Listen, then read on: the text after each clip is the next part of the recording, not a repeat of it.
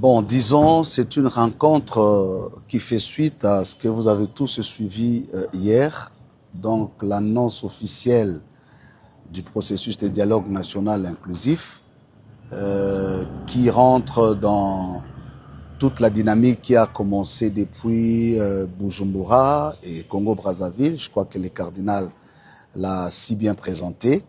Et à la suite de cette rencontre, il était question pour nous de commencer déjà le travail.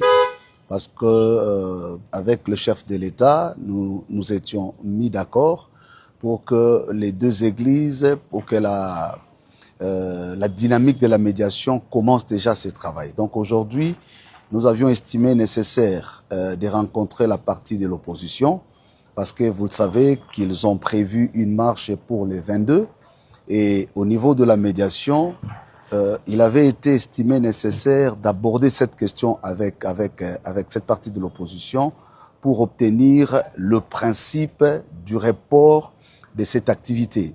Pourquoi? Parce que nous estimons que dès lors, le processus est déjà lancé, le processus du dialogue, et nous, dans ces rôles de médiation, avons l'obligation d'obtenir des uns et des autres leur engagement. C'est le signe et l'engagement qui montrent qu'ils acceptent d'adhérer et d'accompagner le processus qui vient d'être lancé. Voilà pourquoi nous avons eu le temps d'échanger avec eux. Ils ont posé des questions pertinentes de leur point de vue, notamment la question sur l'inclusivité, où ils voulaient comprendre dans quels termes le dialogue va se passer. Et nous avons pris suffisamment de temps. Ils ont aussi soulevé la question sur le sort de la Constitution.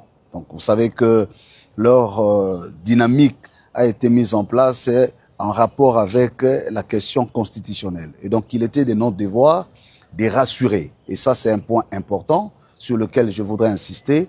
Cette initiative prise par le président de la République et qu'il confie à juste titre aux églises d'amorcer, relève d'une dimension pastorale.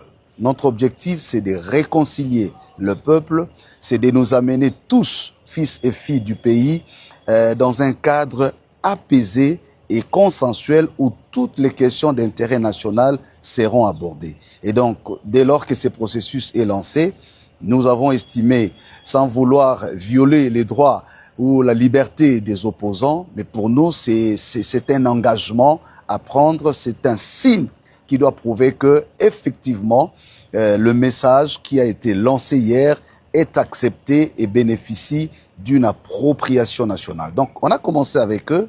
Nous allons voir d'autres acteurs qui sont impliqués dans cette dynamique. Donc, il n'y a pas que l'opposition représentée au sein de C64. Il y a beaucoup d'autres acteurs, comme vous le savez. Je rappelle ici que SCC Senko avait fait, dans le même cadre, une tournée l'année passée. Elles avaient vu beaucoup d'acteurs au niveau national et international. Le chef d'État, ce sont les acquis que nous versons dans ce processus qui est finalement lancé par le chef de l'État. Donc voilà un peu le résumé de ce que nous avons fait. Il y a eu des discussions des fonds, ils voulaient comprendre ce qui s'est passé hier au-delà de la communication. Nous avons échangé et le but, comme nous le disons, c'est d'apaiser, c'est de mettre en confiance que les Congolais s'approprient de ces processus qui donnent espoir, parce que processus porté par le chef de l'État et conduit par les églises, c'est déjà une dynamique importante à considérer en termes de symbolique lorsque le sacerdoce étatique se concilie au sacerdoce spirituel. Nous pensons comme Église, c'est déjà la voie du salut qui est en train de s'annoncer et nous profitons de votre micro pour lancer justement cet appel à tous les fils et les filles du pays, comme cela a été dit, de pouvoir s'approprier de ces processus. Ce n'est pas les processus des églises seulement, mais c'est les processus du Congolais, du peuple congolais en général, et chacun de nous aura une contribution à apporter. Donc les uns les autres vont contribuer pour construire ces processus. Lorsque nous disons il doit être inclusif, l'inclusivité n'est pas simplement un terme générique. L'inclusivité est une construction. Donc nous devons tous construire ou participer à la construction de cette dynamique inclusive et c'est alors que nous pouvons voir une issue heureuse et bénéfique pour le devenir commun de notre peuple et de notre pays. Bon, je pense que c'est précipité, ce serait prématuré d'engager. D'abord ici, nous ne voulons pas que ça donne l'impression des contradictions. Le ministre Mouyaya, dans son rôle de porte-parole du gouvernement, a communiqué. Nous ne sommes pas en train de faire la guerre des médiations. Je pense que l'essentiel ici à retenir, c'est dans cette communication qui consiste à dire le chef de l'État a levé l'option d'engager le pays dans un dialogue national et inclusif. Ça, c'est le premier mot-clé. Deuxième mot, c'est que ce dialogue doit permettre la cohésion nationale, la réunification du pays et lancer justement le devenir commun.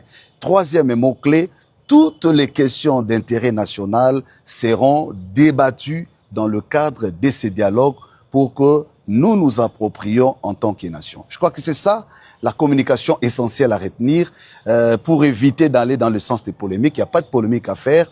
Le chef de l'État a levé l'option d'engager le pays. Il veut le faire avec les églises parce qu'il est fils de l'église, parce qu'il est chrétien. Et figurez-vous qu'il y a un grand travail de fond qui a été fait. Je l'insiste encore une fois, lorsqu'il y a conciliation des vues entre les sacerdoces étatiques et spirituels. Donc ce n'est plus l'affaire d'individus, ça devient l'affaire de la nation.